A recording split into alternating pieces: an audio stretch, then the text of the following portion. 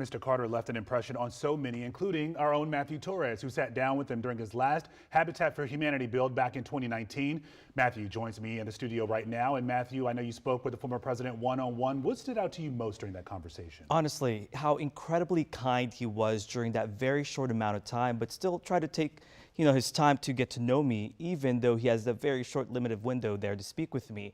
I did interview President Carter during a break from building homes while working for our CBS station in Nashville. Again, what struck me first was his black eye from a nasty fall earlier that week, yet he was still out working in the rain. Volunteers really admired his determination. We talked about politics, charity, and of course his beloved wife, Rosalind. When you hear the term longest living former president in U.S. history, what goes through your mind? I think about how grateful I am.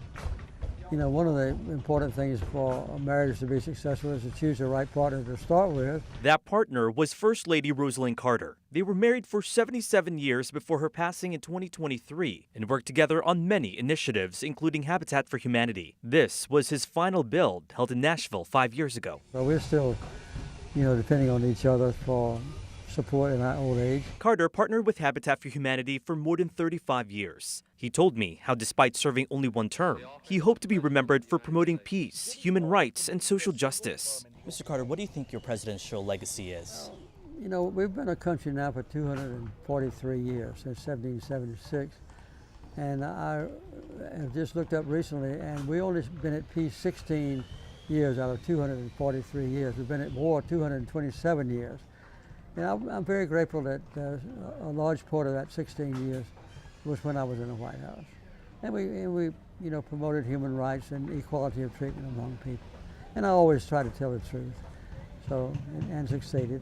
So telling the truth is a very important basis on which to build life's principles. Carter's public service after his presidency cemented his legacy. At the time of this interview, there was an impeachment inquiry on President Donald Trump. He shared this advice to not only him, but future presidents to come. Be eager to treat everybody the same, no matter if you're black or white, or if you're gay or straight, or if you're a Christian or a Muslim, or if you're a new immigrant or somebody who's been here a long time with your family.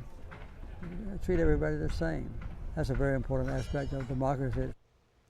Mr. Carter was a man of faith who lived by his values, even teaching Sunday school lessons. Here in D.C., his legacy lives on in a Southeast neighborhood where he built 10 homes in 1992. Guys. Yeah, I remember that day back in 2019 when he fell and had the black eye, and he was still out there building homes and thought this man does not give up. Truly a man of service. Matthew, thank you. And we are going to have much more on Carter's life and legacy over the next 2 hours right here and right now, streaming on WUSA9 We have an in-depth look at Carter's life and legacy. WUSA9 is a free download for Fire TV, Roku, and on most streaming devices.